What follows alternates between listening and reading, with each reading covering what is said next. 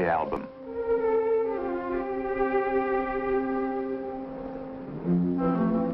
Here he is at his home, Fair Lane.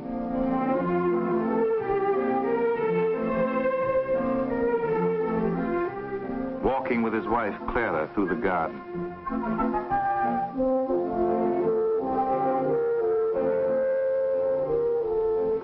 Laughing with a friend over a cartoon of himself. On the ice-covered pond with his grandchildren.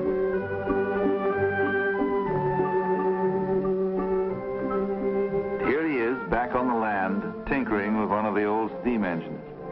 He was always wondering how he could take the burden of work from the back of the farmer and put it onto the machine. Maybe it was at times like this that the idea of a tractor came to him. The tractor was the realization of one of his oldest dreams.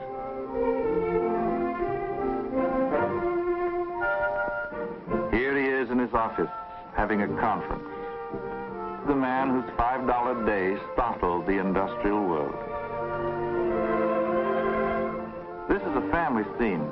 Son Edsel starting out with some friends on a transcontinental trip, getting a big send-off.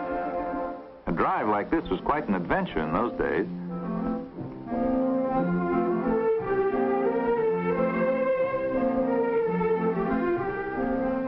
He liked to dance country dances.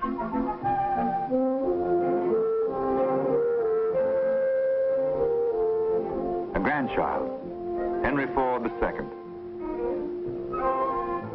Showing his grandchild a baby bird with Mrs. Edsel Ford watching.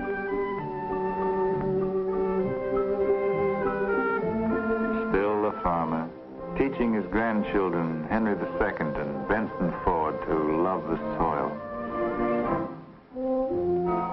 On anniversaries and other state occasions, he'd get out the old quadricycle and drive it around Fair Lane with his wife, Clara. What memories it must have brought back.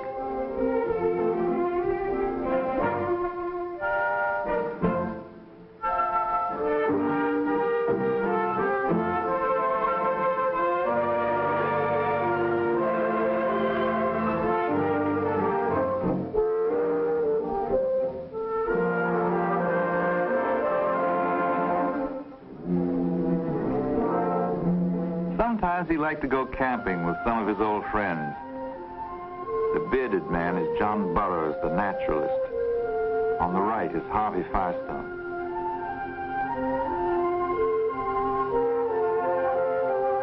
He still knew how to swing an axe.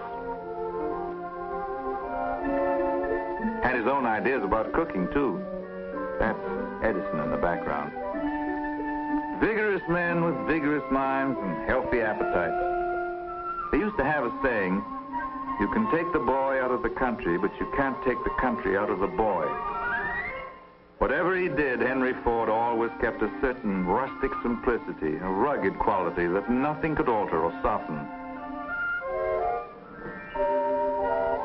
Burroughs had always looked down his beard at the Model T, called it a noisy device that frightened the birds. But finally, even Burroughs overcame his prejudices.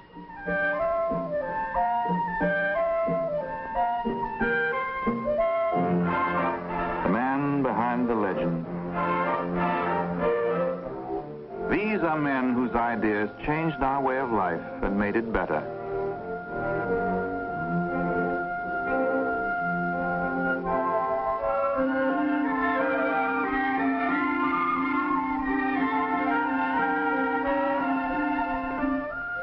Father and son. They walk side by side, reviewing the past, planning the future together.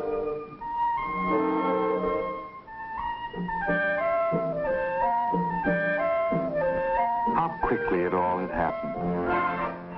In less than 25 years. Henry Ford.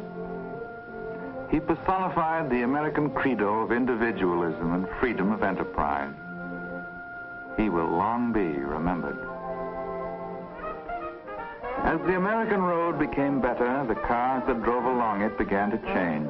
They became larger and heavier, lower and longer. The highway had become an extension of the city street, and people began to demand boulevard comfort and luxury in their transportation. Balloon tires and shock absorbers took the roughness out of driving. Interiors were the Ritz. Some even had a crystal vase to hold a single elegant flower.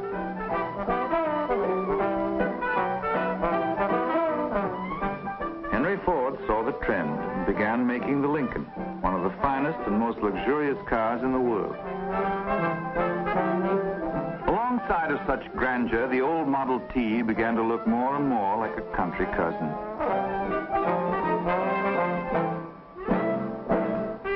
The times had changed, and the car that had changed them was no longer needed. Henry Ford decided to stop producing it. In May 1927, the 15 millionth Model T came out of the plant. And the assembly line closed down forever on the world's most famous car. From then on, the old flivver began to disappear from the roads. As old cars were turned in, they were taken back to the plant.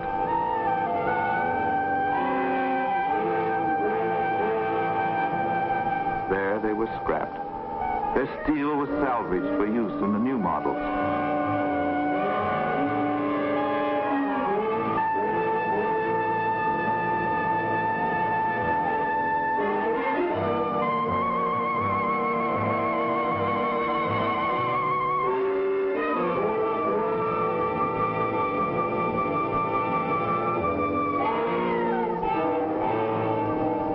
Once in a while, a car would balk at the mouth of the furnace as though in a last effort to save itself. The Model T died hard.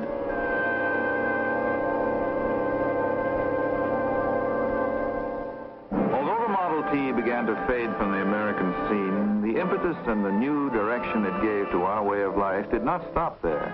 It gathered momentum that carried us through the gay 20s.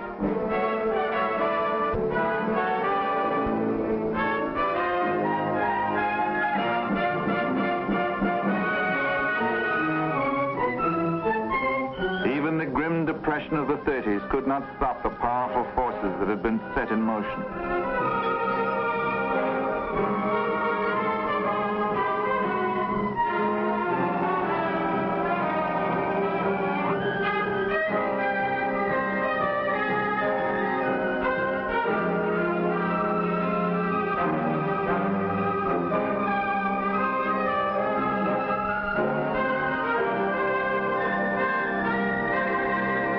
Lessons learned from the assembly line and mass production helped us to win a long and terrible war.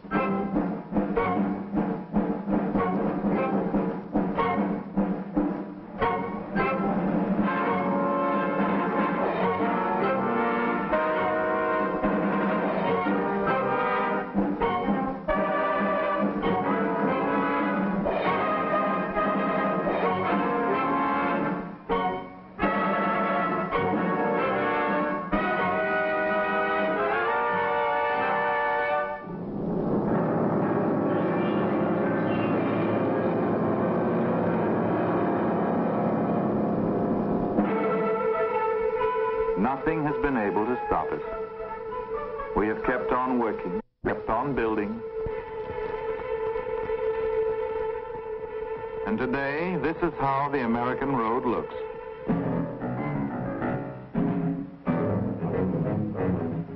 The whole nation has become swift and mobile, flowing along over a great network of highways more than 3 million miles long and constantly growing.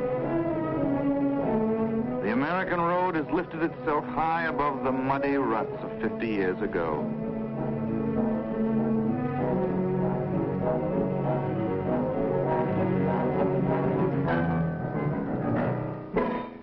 The road has bridged the gulf between city and country.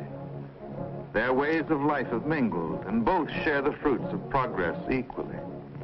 Machines have taken the burden of work from the back of the farmer. No longer do the women on the farms grow old before their time. And the people of the cities have been able to move out into quiet communities full of sun and fresh air that seem almost like living in the country. The old country schoolhouse has vanished, and the energy of the children is no longer wasted in walking miles to get there.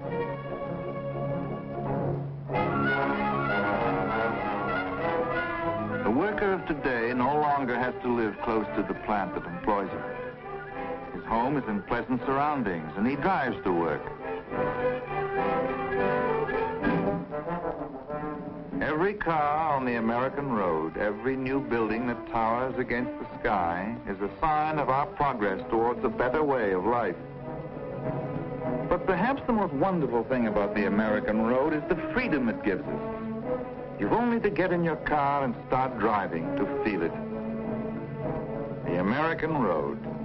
What magnificent vistas open up before us as we travel along it. We have come a long way since the quadricycle and the Model T. These short years, our whole way of life has changed.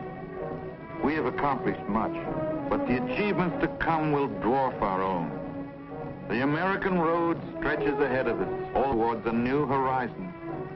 We are all traveling along that road, all moving forward towards an even better tomorrow.